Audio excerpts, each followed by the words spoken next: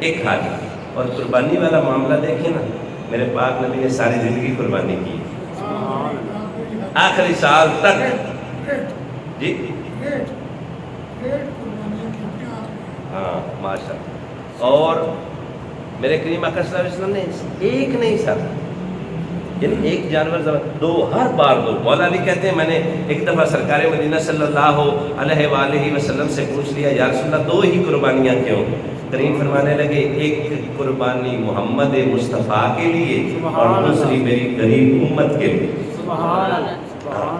ہاں صحیح حدیث، صحیح مسلم بخاری، صحیح حدیث پاک میں آتا ہے میرے کریم۔ اور پھر اگلے موقع پر سر جب پوچھا گیا یا رسول اللہ دو کیوں، ایک موقع یہ تھا، ایک اور موقع پر پوچھا گیا، میرے کریم فرماتے ہیں ایک قربانی محمد مصطفیٰ کے لیے، ایک محمد کی اولاد کے لیے۔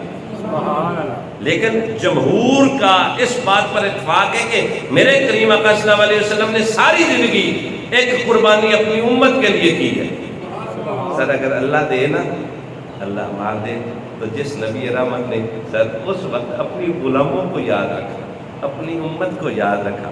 اگر اللہ مال و زر دے نا، ایک تو قربانی مدینے والے کے نام کی ہے، سر اللہ دے تو اگر سر دیکھیں نا محبت اس طرف جو ہے بتا اس پار کیسی ہے، نام نبی سن کر بتا تیری للکار کیسی۔ کریم تو اتنی محبت فرماتے رہے، ہم بھی تو کبھی اپنے چلو ہر بار نہیں نا، کوشش کرتے ہیں زندگی میں ایک بار ایک حساب یا ایک قربانی مدینے والے کے نام۔ سبحان اللہ۔ اعلیٰ حضرت کیا خوب کہتے ہیں، آقا کروں تیرے نام پہ جان فدا، نہ بس ایک جان دو جہاں فدا۔ سر مزہ بڑا آئے گا، میں تو سوچتا ہوں تو کلیجے میں ٹھنڈ پڑتی، جب تو اور میں اللہ توفیق دے گا ایک حصہ زارا کے بابے کے لیے ہوگا نا، ایک حصہ ایک جانور، حسنین کریمین طیبین طاہرین اکملین منورین مشرفین کے نانا حضور کے نام کا ہو، بڑا تجھے مزہ آئے۔ اسی لیے تو بریلی والے بابا کہتے ہیں سب سے اعلیٰ ہو اولا، سب سے اعلیٰ ہو اولا۔ میرے کریم آقا صلی اللہ علیہ وسلم کی بارگاہ میں ایک جوان حاضر خدمت ہوا، اس نے میرے کریم کی بارگاہ میں نا نعتیہ کلام پیش کیا، تو میرے کریم آقا صلی اللہ علیہ وسلم اس پہ راضی ہوئے، فرمایا اللہ تیری یہ 32 دانت سلامت رکھے۔ 140 سال عمر ہو چکی تھی اس بابے کی، اتنا ہاں نحیف کمزور ہو گیا تھا، اس کے جو وہ دادا پردادا چکر دادا آگے تک پہنچ چکا تھا نا، اتنا کمزور ہو گیا تھا وہ، جس طرح ایک ہم پنجابی میں جھلی جھولی سی کہتے ہیں نا جس میں بچوں کو لٹاتے ہیں، اتنا بوڑھا ہو گیا، وہ جھولی میں لٹکا کر ایک آگے ڈنڈا پکڑتا، ایک دوسرا موٹ کندھے پہ رکھ کر نا اس کے اولاد اسے چلا کرتی تھی۔ پر بابا جیسے بولتا تھا نا دانت سارے سلامت، زبان ساری سلامت۔ بڑھاپے میں ہماری زبان میں نکنت اور لڑکھڑاہٹ آ جاتی ہے، پر مدینے والا کا شعر پڑھتا تھا نا، مدینے والے کی حب میں پیار میں، تو کریم نے فرمایا جا اللہ تیرے دانت بھی سلامت رکھے اور تیری زبان بھی سلامت۔ اس لیے ایک آدھ شعر گنگنانا چاہیے مدینے والے کی محبت میں، سب سے اعلیٰ ہو اولا، سب سے والا ہو اعلیٰ، اپنے مولا کا پیارا، مل کے سب سے اعلیٰ ہو اولا، بجھ گئی جس کے آگے سبھی مشعلیں، بجھ گئی جس کے آگے سبھی مشعلیں، شمعوں لے کے آیا، شمعوں لے کے آیا، جس کے تلووں کا دامن ہے آب حیات ہے وہ جان مسیحا، بولے بولے ذرا، ہے وہ جان مسیحا، خلق سے اولیاء، اولیاء سے رسول، خلق سے اولیاء، اولیاء سے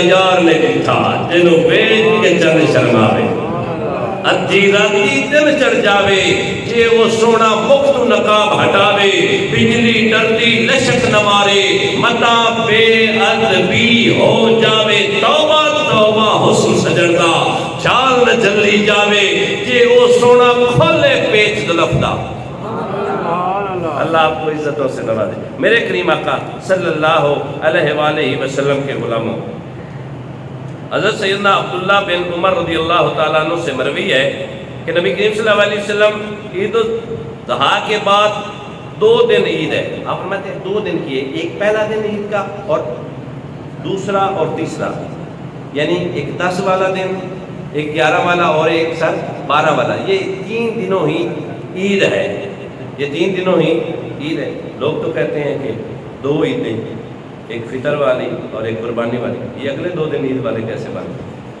پتہ چلا 2 مدود نہیں جمعہ بھی عید ہے اس لیے میرے کریم نے فرمایا کہ غربا کمزوراں واسطے سے جمعہ بھی عید ہی بنا چھوڑی اس لیے اس پریشانی میں اور جو عیدوں کی عید ہے نا وہ عید میلاد ہے جس مدینے والے کے صدقے ان عیدوں کو عزتیں ملی نا وہ عید میلاد النبی صلی اللہ علیہ وآلہ وسلم ہے بہرحال جی آگے چلتے ہیں میرے کریم آقا صلی اللہ علیہ وسلم نے مدنی زندگی 10 سال کی ہے میرے کریم آقا صلی اللہ علیہ وسلم کی مکی زندگی 10 سال کی اور مدنی زندگی کا آپ کو میرے کریم آقا صلی اللہ علیہ وسلم کی 63 سال عمر میرے کریم نے 40 سال کی عمر میں اعلان نبوت فرمایا 10 سال مکہ میں گزارے باقی 13 سال میرے کریم آقا صلی اللہ علیہ وسلم نے مدینہ میں گزارے میرے پاک نبی نے ہر سال قربانی کی ہے ایک اپنے نام کی اور ایک اپنے امت کی نام کی میرے کریم آقا صلی اللہ علیہ وسلم آخری حجت الوداع آخری عید کے موقع پر 60 65 یا 70 کے قریب اکٹھے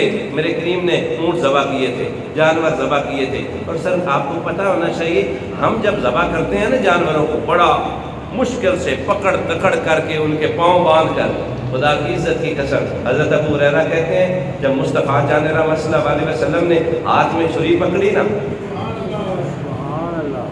سب جانوروں کو بھی کہتا ہے میرے کریم نے جب ہاتھ میں سر چھری پکڑی نا تاکہ جانوروں کو اپنے ہاتھ سے ذبح کروں اللہ کی عزت کی قسم ہے وہ اونٹ جو لائن میں کھڑے تھے آپس میں بھڑنے لگے کیوں پہلے میں بولے نہیں آپ پہلے میں آقا کروں تیرے نام پہ جاں پہ توجہ ہے سر میرے کریم آقا صلی اللہ علیہ وسلم نے نظر کرم فرمائی پہلا اونٹ جو آگے آیا نا خدا کی عزت کی قسم ہے لائیں قرآن پاک میرے سر پہ رکھیں کہ ایک جانور نے بھی اپنی ٹانگ بھی کھینچی ہو میرے کریم کے تو غلام سینکڑوں کے حساب سے تھے کسی ایک غلام نے مصطفیٰ جان رحمت کے ہاتھوں پہ قربان ہونے والے کسی اونٹ یا جانور کی پاؤں ہی پکڑے ہوں سارے ہی پکڑا ہو نہ جانور سیدھے ہوتے گئے اور گردن بھی سیدھی کرتے گئے پوری گردن جہاں تنتی ہے نا جہاں پہ حکم ہے گردن پوری تن جائے پوری رگیں کھل جائیں تب تیز آلہ تیز چھری سے آپ نے ذبح کرنا ہے خدا کی عزت کی قسم ہے وہ کیسا منظر ہوگا قدر نبی دا ایک کی جانن دنیا دار کمینے قدر نبی دا جانن آنے سو گئے ویچ مدینے انہیں کیا پتا امام الانبیاء کیا عظمت اور رفت کے حامل ہے جس نبی رحمت صلی اللہ علیہ وسلم کے سامنے جانور اپنی جان قربان کرنے کے لیے تیار ہیں حضرت عبداللہ بن زید رضی اللہ تعالیٰ عنہ مصطفیٰ جان رحمت کے غلام ہیں میرے کریم آقا صلی اللہ علیہ وسلم کا وصال ہوا نا ظاہری میرے کریم آقا صلی اللہ علیہ وسلم کی وفات ہوئی نا ان کا بیٹا جوان سال تھا 14 سالہ عمر تھی یا غالباً اس سے بھی بڑا دوڑ کر آیا اس کا باپ گوٹی کر رہا تھا آپ کو پتہ ہے نا کھرپے کے ساتھ وہ زمین کو نرم کیا جاتا ہے آ کر روتے ہوئے کہا بابا ہمارے دل و جان کا قبلہ محبوب خدا رب کا یار امت کا غمخوار مدنی منتھار ہمارے عشق ہماری جان ہمارے دل ہماری روح کا قبلہ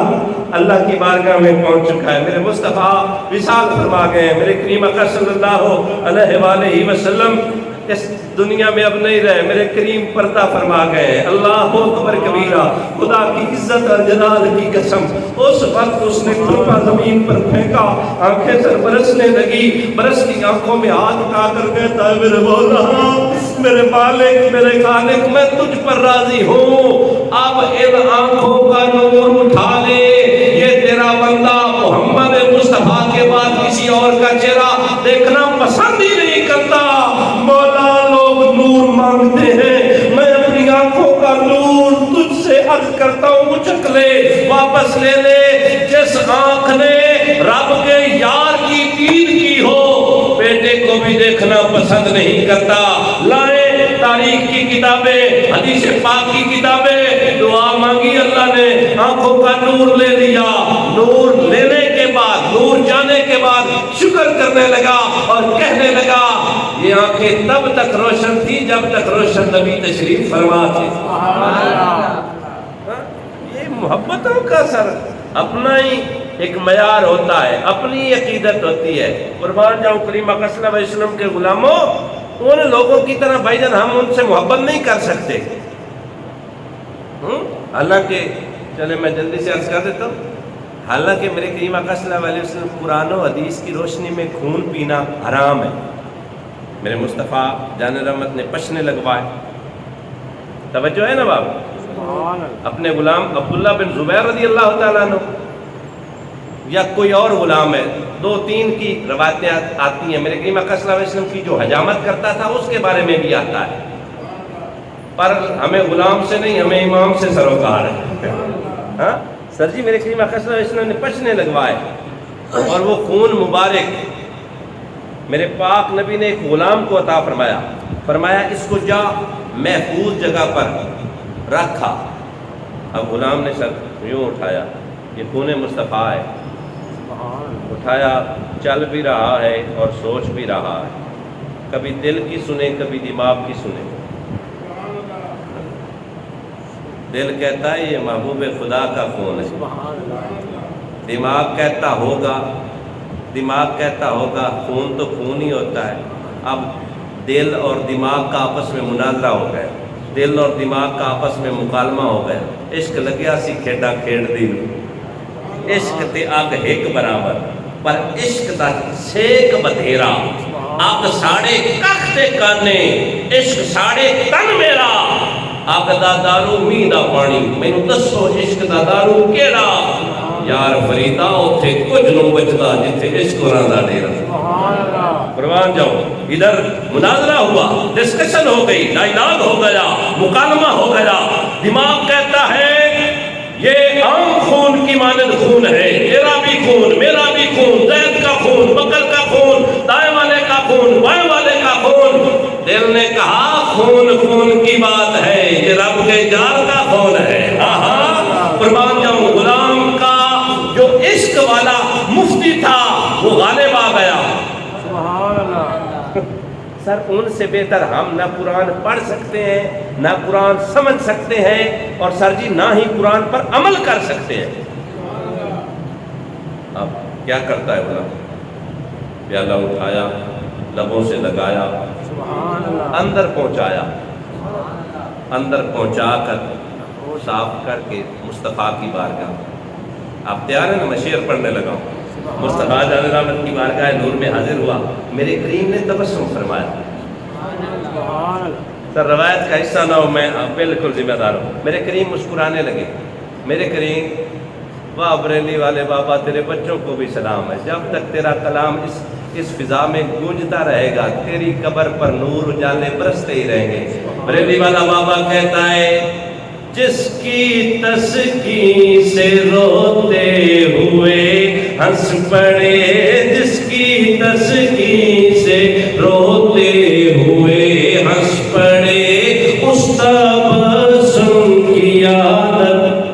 سبحان اللہ۔ آپ بولے بے لاکھوں سلام مصطفیٰ جان رحمت، بے لاکھوں سلام شمع بز میں ہدایت، بے لاکھوں سلام بولے سب سے اعلیٰ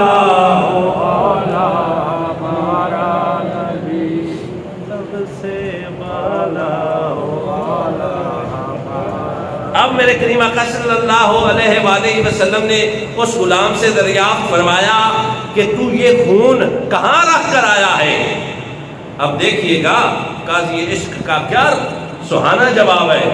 عرض کرتا ہے بندہ نواز آپ نے فرمایا تھا محفوظ جگہ پر اسے رکھ آنا. یا رسول اللہ میں پی گیا ہوں. میں قرآن کی نص قطعی سے سر یہ ثابت ہے کہ خون حرام ہے. خون حرام ہے. اگر خون کو حرام سمجھتا تو کیوں پیتا؟ چلو یہ بڑی بات ہے, یہ بڑی ڈسکشن ہے. ہاں یہ بڑا فلسفہ عشق ہے. میرے قیمہ صلی اللہ علیہ وسلم نے فرمایا تجھ پر نار جہنم حرام ہے.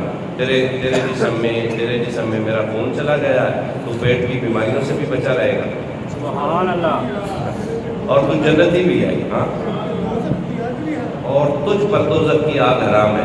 تجھ پر دوزخ کی آگ. یہ کون کہہ رہا ہے؟ جس کی زبان پر خدا بولتا ہے. یہ کون فرما رہا ہے؟ جو جس کے بارے میں رب فرماتا ہے وما ینطق عن الہوی. اور یہ کون کہہ رہا ہے جس کے بارے میں شاعر فرماتے ہیں میرے آقا دی زبان ساڈے با. بولو بولو ذرا میرے آقا دی زبان ساڈے با کسے ہور دا بیان چنگا لگدا ہے. ہاں اللہ تبارک و تعالیٰ آپ کو سلامت رکھے. میرے کریم آقا صلی اللہ علیہ وسلم کی آیات نور کا مطالعہ کیا جائے. میرے کریم آقا صلی اللہ علیہ وسلم ارشاد فرماتے ہیں کہ اللہ کی بارگاہ میں 10 ذی الحج والے دن خون بہانے سے کوئی بھی بڑا عمل مقدم نہیں ہے. سب سے اللہ کو پیارا یہ مومن کا عمل ہے کہ وہ اللہ کی رضا کے لیے قربانی کرے. سبحان اللہ. سمجھے یا کہ اس سے بڑھ کر اللہ. اور میرے کریم آقا صلی اللہ علیہ وآلہ وسلم نے ارشاد فرمایا 9 ذی الحج کا دن بڑا مبارک ہے. اس دن جو روزہ رکھے گا اللہ تبارک و تعالیٰ 1 سال کے پچھلے اور 1 سال کے آنے والے گناہ سارے معاف فرمائے. حضرت سیدہ عائشہ صدیقہ رضی اللہ تعالیٰ عنہا سے مروی ایک روایت ہے. کریم آقا صلی اللہ علیہ وسلم کی بارگاہ میں ایک شخص حاضر ہوا جس کا کام تھا کہ وہ گانا بجانا کیا کرتا تھا اور اس سے ہی وہ اپنا رزق کماتا تھا. یعنی سنگر تھا. He was singer by profession. تو کریم آقا صلی اللہ علیہ وسلم نے فرمایا ان دنوں یہ 10 دن جو گزر رہے تو یہ گانا بجانا چھوڑ دیتا ہے, کیا وجہ ہے؟ عرض کرتا ہے یا رسول اللہ صلی اللہ علیہ وسلم میں یہ سارے کام کاج چھوڑ کر نیک کام کرنا شروع اس لیے کر دیتا ہوں کہ حاجیوں کی دعاؤں میں شامل ہو جاؤں. سبحان اللہ. میرے کریم آقا صلی اللہ علیہ وآلہ وسلم نے ارشاد فرمایا اگر تیرا یہ مقصد ہے, اگر تو گناہوں سے سچی توبہ کرے نا میں تجھے فیسیلیٹیٹ کروں, میں تجھے کمپنسیٹ کروں. میرے کریم آقا صلی اللہ علیہ وسلم نے جب اسے راغب کیا وہ سرکار مدینہ صلی اللہ علیہ وسلم کی طرف توجہ کر کے عرض کرنے لگا بندہ نواز ارشاد فرمائیے. میرے کریم آقا صلی اللہ علیہ وسلم نے ارشاد فرمایا تو اگر ہر دن روزہ رکھ رہا ہے نا 10 کے علاوہ ہر دن اگر تو روزہ رکھ رہا ہے اللہ تبارک و تعالیٰ تجھے ہر روزے کے بدلے 100 مسلمان غلام آزاد کرنے کا ثواب عطا. سبحان اللہ. میرے کریم نے ارشاد فرمایا اگر تو یہ اللہ کی رضا کے لیے خلوص نیت کے لیے عمل کر رہا ہے اللہ تبارک و تعالیٰ تجھے 100 اونٹ اللہ کی راہ میں صدقہ کرنے کا ثواب عطا فرمائے. سبحان اللہ. اللہ تبارک و تعالیٰ تجھے 100 گھوڑے اللہ کی راہ میں جہاد کے لیے صرف کرنے کا ثواب عطا فرمائے گا. دیکھیں جی ایک ایسا عمل جو خلوص نیت کے ساتھ فقط اللہ کی رضا کے لیے کیا جائے میں سمجھتا ہوں بناوٹی 1000 یا کروڑ کام سے بہتر ہے. اللہ کی رضا کے لیے ہمارا معاملہ کچھ تھوڑا ہو سکتا ہے میں غلط ہوں. میکسیمم لوگ ہم میں سے جب قربانیاں کرتے ہیں نا نمائش والا معاملہ عروج پر ہوتا ہے. ایسا نہیں. رب کو وہ فرمایا گیا نا اللہ تبارک و تعالیٰ کو یہ تمہاری چیزیں درکار نہیں, خلوص نیت تمہارا نیت انٹینشن فرمایا گیا نا مومن کی جو نیت ہے اس کی عمل سے بہتر ہے. سبحان اللہ. اور ساتھی ان دنوں میں نا اللہ کی راہ میں قربانی کرے تو اللہ کی غریب مخلوق کا بھی خیال رکھے. ہاں یہ نہ وہ بیچارے آ جائے نا تو ابھی قربانی چل رہی ہے اس کے ساتھ نرمی والا محبت والا کہنا بیٹا ابھی تیار نہیں ٹھہر کے آ جاؤ لیکن ہمارے ہاں دیکھنے میں آبزرویشن میں آتا ہے لوگ بڑا برا بولتے ہیں، بچوں کو ہانکتے ہیں، بچوں کو تکلیف پہنچاتے ہیں. نہیں نہیں، یہ ایسا نہیں ہونا چاہیے.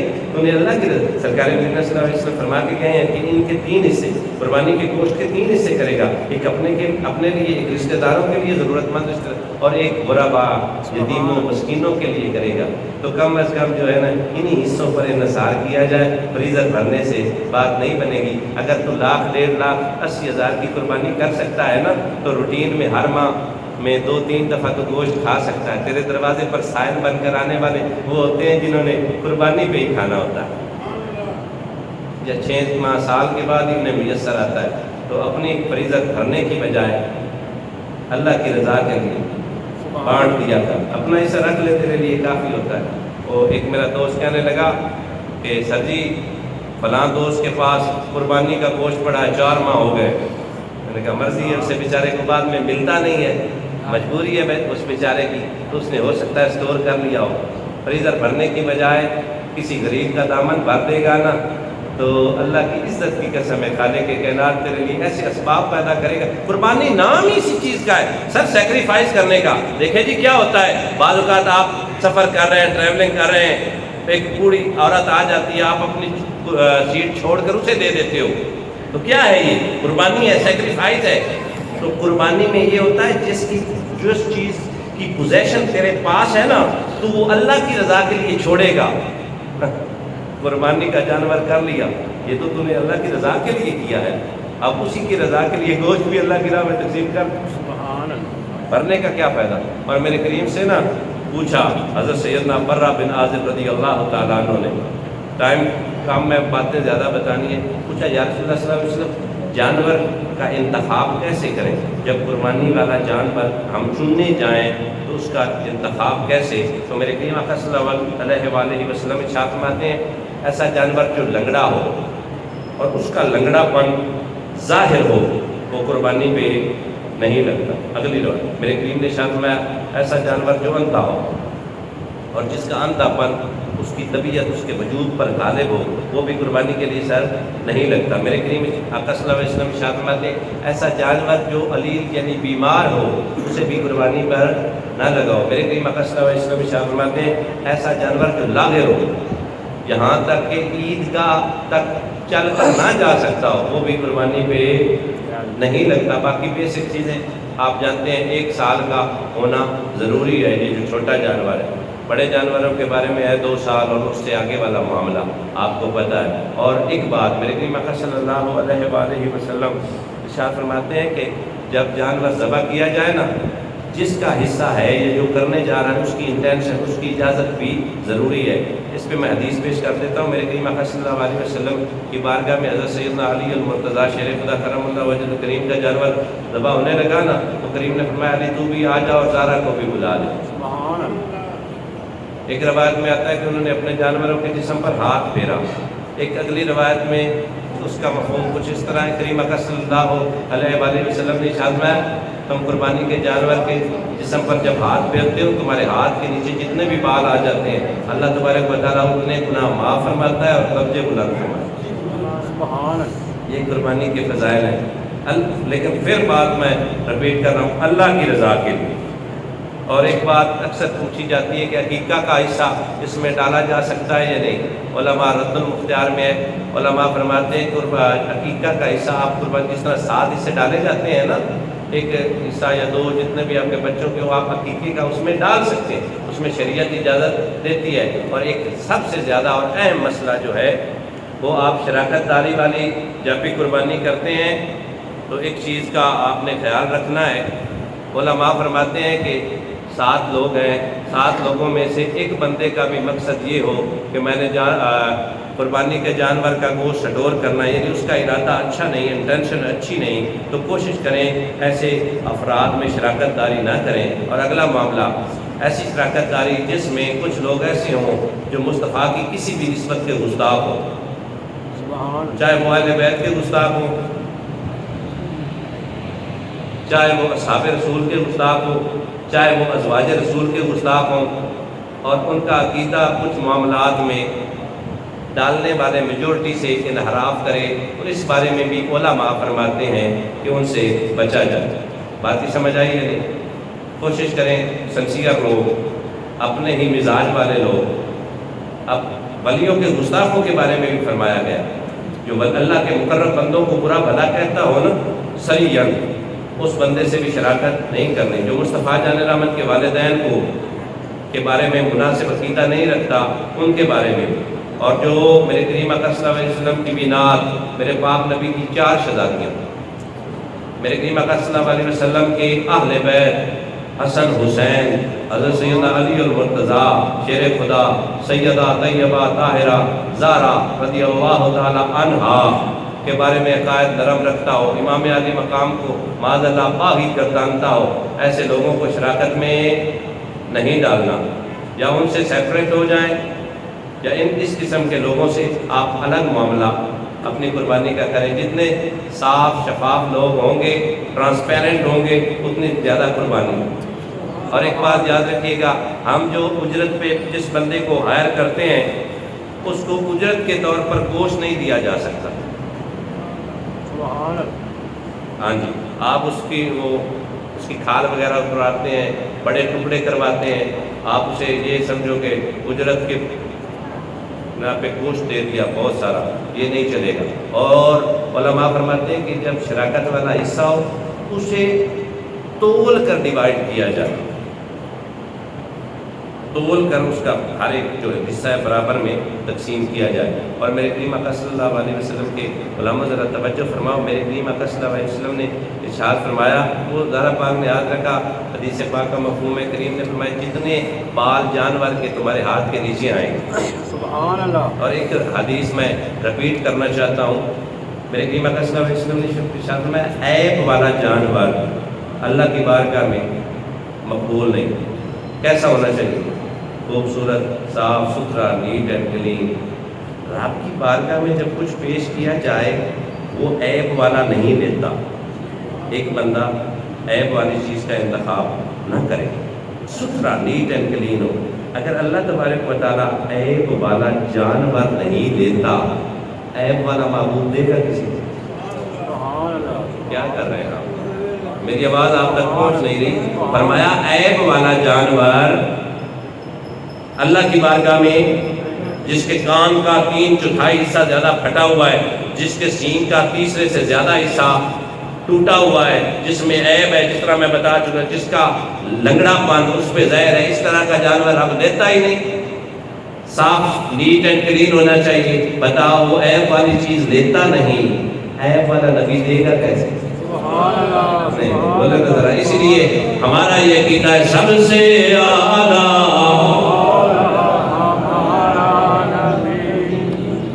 سب سے اعلیٰ. انشاءاللہ عید 6 بجے، ٹھیک 6 بجے اس مسجد میں عید پڑھائی جائے گی. کتنے بجے جی؟ باقی لوگوں کو بھی بتائیے گا 6 بجے انشاءاللہ عز و جل عید پڑھائی جائے گی. اور میرے ساتھ شعر پڑھیں، سب سے اعلیٰ اپنے مولا کا پیارا. میرے کریم نے ارشاد فرمایا مجھ سے پہلے تشریف لانے والے انبیاء کے دن روشن اور راتیں سیاہ تھی، پر میں وہ دین لایا ہوں جس کے دن بھی روشن ہیں اور راتیں بھی روشن. سب سے اعلیٰ اپنے مولا کا پیارا. وہ جو 3 حصے آپ نے کرنے، ایک حصہ آپ کے لیے اپنا، دوسرا حصہ رشتہ داروں کا، تیسرا حصہ غرباء کا. یہ تقسیم آپ نے کرنا ہے. اگر آپ اللہ کی رضا کے لیے تھوڑا سا بچا کر سارا بھی تقسیم کر دیتے ہیں پھر بھی قبول ہے. سبحان اللہ. اس پہ سر بات انحاف نے کی ہے کہ آپ سارا بھی بچا سکتے ہو، لیکن یہ مناسب عمل نہیں ہے. میرے کریم کی سیرت کا مطالعہ کیا جائے نا تو کریم آقا صلی اللہ علیہ وسلم کی بارگاہ میں لاکھ کے قریب درہم یا دینار آئے تھے. حضرت سیدہ عائشہ پاک فرماتی ہیں مصطفیٰ جان رحمت نے اس وقت تک چین نہ پایا جب تک سبھی کا سبھی مال اللہ کی راہ میں تقسیم نہ کرو. سبحان اللہ. اور سر ایک اصلاحی تھوڑا سا پیغام اور گفتگو ختم کریں. ہم کوشش کرتے ہیں عید پہ اپنوں کو مناتے ہیں، کیونکہ زندگی میں یہ کیا پتہ اگلی عید کس کو میسر ہوگی ہے. اگر فیملی میں رشتہ داروں میں عزیز و اقربا میں آپ کا کوئی پیارا، آپ کی بہن، آپ کا بھائی، کوئی عزیز و قریب کوئی رشتہ دار ہے نا پیارا، یار اسے منانے کی کوشش کریں. ہوپ فلی کہ وہ آپ کو معاف بھی کر دیں. میرے کریم نے ارشاد میں دو بھائیوں کے درمیان جب جھگڑا ہو جائے نا، جب شکر رنجی ہو جائے نا، جو معافی مانگنے میں پہل کرے گا میں محمد مصطفیٰ روز محشر اس کی شفاعت کروں گا. حضرت انس سے مروی حدیث ہے، میرے کریم کی بارگاہ میں عرض کی یا رسول اللہ صلی اللہ علیہ وسلم، جو نہ معافی مانگے یا ایک بندہ معافی مانگتا ہے دوسرا دیتا نہیں، تو فرمایا انس سے کہہ دینا کہ روز محشر حوض کوثر پر اگر جام محمد مصطفیٰ کے ہاتھ سے پینا ہے تو معاف کر دے اسے. سبحان اللہ، معاف اسے کر دے. سر جی فرمایا گیا تعلق رشتہ داریاں چھوڑنے والا جنت میں نہیں جائے گا. یہ ایسے موقع ہوتے ہیں جب آپ اپنوں کو منائیں تو ہوپ فلی وہ مان جاتے ہیں. وہ کیسی عید جس پہ بڑا بھائی ناراض ہے، وہ کیسی عید جو خوشیاں لاتی ہے پر اس خوشیوں میں تمہاری بہن شامل نہیں ہوتی. وہ کیسی خوشیاں جس میں تمہاری پھپھو تم سے ناراض ہے. وہ میں اکثر روایت نا اصلاح کے لیے سنایا کرتا ہوں. میرے کریم آقا صلی اللہ علیہ وآلہ وسلم نے ارشاد فرمایا وہ میری مجلس سے اٹھ جائے جس سے اس کا کوئی رشتہ دار جس سے اپنا اس سے ناراض ہے. تو ایک جوان سال عمر اصحاب رسول میرے کریم آقا صلی اللہ علیہ وسلم کا غلام اٹھا اور عرض کرنے لگا یا رسول اللہ اس میں تھوڑی سی کمپنسیشن ریلیکسیشن دے، مجھے تھوڑا ٹائم دے، مجھ سے میرے اپنا ناراض ہے، میں اسے خوش کر کے دوبارہ حاضر خدمت ہوتا ہوں. سبحان اللہ. تو وہ جوان دوڑ کر اپنی پھپھو کی خدمت میں حاضر ہوا. سر بڑا اچھا اور پیارا رشتہ ہے، دل آویز رشتہ ہے. بعض اوقات والد صاحب چلا جائے نا، پھپھو آپ کے تائے آپ کے چچاؤں میں نا وہ آپ کے والد کی خوشبو کسی نہ کسی میں نظر آتی ہے. آپ کے چچاؤں میں، آپ کی خالہ میں، آپ کی پھپھو میں کہیں نہ کہیں گفتگو کے انداز میں، حرکت میں، کلام میں، ان کی آنکھوں میں کوئی نہ کوئی یاد آپ کو ضرور جھنجھوڑ کر رکھ دے گی جس یاد میں آپ کے باپ کی جھلک نظر آئے گی. تو میرے کریم آقا صلی اللہ علیہ وسلم کا غلام سرکار سے اجازت لے کر نا اپنی پھپھو کے گھر پہنچا. دستک دی، دروازہ کھلا، پھپھو کے سامنے ہاتھ جوڑ کر عرض کرنے لگا پھپھو جو مجھ سے ہوا تھا تو معاف فرما دینا. پھپھو تو ماں کی مانند ہوتی ہے. آج یہ تیرا بھتیجا تیرے بھائی کی نشانی، تیرے بھائی کا بیٹا چشم و چراغ تیرے سامنے ہاتھ باندھ کر تجھ سے معافی مانگتا ہے. یقین کریں حدیث تو ضعیف ہے. میرے کریم نے ارشاد فرمایا جس کو معافی مانگتے وقت اس کی عزت میں خسارہ محسوس ہو، ضعیف روایت ہے، خسارہ محسوس ہو، کمی محسوس ہو، روز محشر میں محمد عزتیں بڑھا صلی اللہ علیہ وآلہ وسلم. کچھ نہیں، شان میں کمی نہیں ہوتی یار. بڑے بھائی کو ہاتھ جوڑ کر اس سے یہ عرض کرے گا نا تم بھائی مجھ سے بھول ہو گئی، میں غلطی کر بیٹھا، میں یہ نہیں کرنا چاہتا، پتہ نہیں کیسا ماحول بنا، حالات و واقعات نے مجبور کر دیا بھائی، نہ چاہتے ہوئے بھی میں آپ کی خدمت میں وہ الفاظ ادا نہ کر سکا جو کرنے تھے. بھائی مجھے تو معاف فرما. یقین مانے بھائی تو رشتہ ہی بڑا کمال والا ہوتا ہے. سر اللہ نہ کرے نہ کہانی صورتحال ان سین واقعات کا جب حقوق پذیر ہوتے ہیں، اللہ نہ کرے حادثہ ہو نا تو بھائی شدید زخمی ہو جائے تو سر جب موڑ کر واپس دیکھتا ہے نا بازو سے کپڑا ہٹا کر خون ڈونیٹ کرنے والا کوئی اور نہیں تیرا اور میرا ماں جایا ہی ہوتا ہے. سبحان اللہ. ہاں باپ مرے سر ننگا ہوگا، ویر مرن کنڈ خالی، ماما باج محمد بخشا کون کرے رکھتا. سبحان اللہ. یہ خوبصورت رشتے. معافی مانگی، معافی دی، موڑ کر واپس آنے لگا تو اس نے آگے بڑھ کر کندھے پر ہاتھ رکھا اور فرمایا اے میرے بھتیجے بتا یہ سنہری یہ خوبصورت روحانی تربیت کرنے والا کون ہے.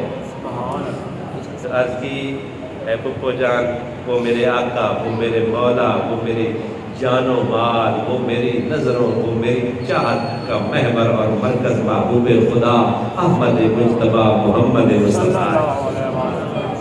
آج انہوں نے مجھے میری تربیت اس بات پہ زور دیا، فرمایا اپنے رشتہ داروں کے ساتھ اچھا سلوک کرو، اور وہ شخص چلا جائے میری مجلس سے جس سے اس کا اپنا ناراض ہے، جب تک وہ منا نہیں لیتا محمد مصطفیٰ کے رحمت والے دروازے اس پر بند ہیں۔ یہ میں تفسیر اپنے سے عرض کر رہا ہوں، تو ماں اس کے صدقے مجھ پہ ہی کرم ہوا، فرمایا چل اسی کریم کا مجھ کو بھی کلمہ پڑھا۔ سبحان اللہ۔ سر یہ اخلاق ہے جس کی ہمیں ضرورت ہے۔ سر جی ہماری مسجد، جس طرح میں پہلے عرض کر رہا تھا، مسجد زیر تعمیر ہے، مسلسل کام ہو رہا ہے۔ برائے کرم آپ اللہ کے دیے ہوئے سے مسجد کی بھرپور خدمت کریں۔ میں تو اس بات کا قائل ہوں کہ اللہ نے سبھی کو دیا ہے۔ ایک بندہ کاش یہ کھڑا ہو کر کہتا کہ علامہ صاحب 50 سیمنٹ کی بوریاں یا جو بھی معاملات ہیں میرے ذمہ آئیں، تو یہ کمی نہیں آتی، دل کو سمجھانے والی بات ہوتی ہے۔ اللہ کی راہ میں جو حضرت عمر کے دور میں ایک شخص نے نا مسجد میں مشعلیں جلائیں، تو حضرت سیدنا علی المرتضیٰ شیر خدا مسجد میں تشریف لائے تو ہاتھ اٹھا کر دعا کی، اے میرے اللہ جس طرح اس شخص نے تیرے گھر کو روشن کر دیا تو اس کی قبر کو روشن کر۔ سبحان اللہ۔ میں پچھلے لیکچر میں اس سے پہلے بھی عرض کر رہا تھا، مسجد وہ جگہ ہیں جن پر قیامت بھی برپا نہیں ہوگی۔ کل من علیہ فان، everyone is going to be die sooner or later, ہر چیز نے تباہ و برباد ہو جانا ہے پہلے یا بعد میں، پر اللہ کے گھر وہ بابرکت جگہ ہیں جو قیامت کیا قیامت سے آگے تک سلامت رہیں گے۔ کیا میرا اور آپ کا دل نہیں کرتا کہ میں اس جگہ پہ پیسے لگاؤں جس پہ قیامت ہی برپا نہیں ہوتی؟ آج تیرے اور میرے نام کا پنکھا لگ گیا، تیرے اور میرے نام کا ایک پلر جس پہ لگنے والی وہ پتھر کی ٹائل اگر تیرے اور میرے والدین کے احسان ثواب کے لیے ہے تو یہ جگہ تو جنت میں جا کر مزید مزین ہو جائیں گے۔ اور وہ حصہ اگر تیرے نام کا لگا ہوا ہے، جب تک ہم قبر میں سوئیں گے اللہ تبارک و تعالیٰ فضل فرمائے گا، تیری اور میری قبر میں نور اجالا اترتا ہی رہے گا۔ کوشش کریں بھرپور طریقے سے، ہماری مسجد ہے آپ سب کی ہے، یہ مسجد اللہ کے گھر ہوتے ہیں، اور دنیا کی پاکیزہ ترین جگہ اگر کوئی ہے نا وہ اللہ کا گھر ہے۔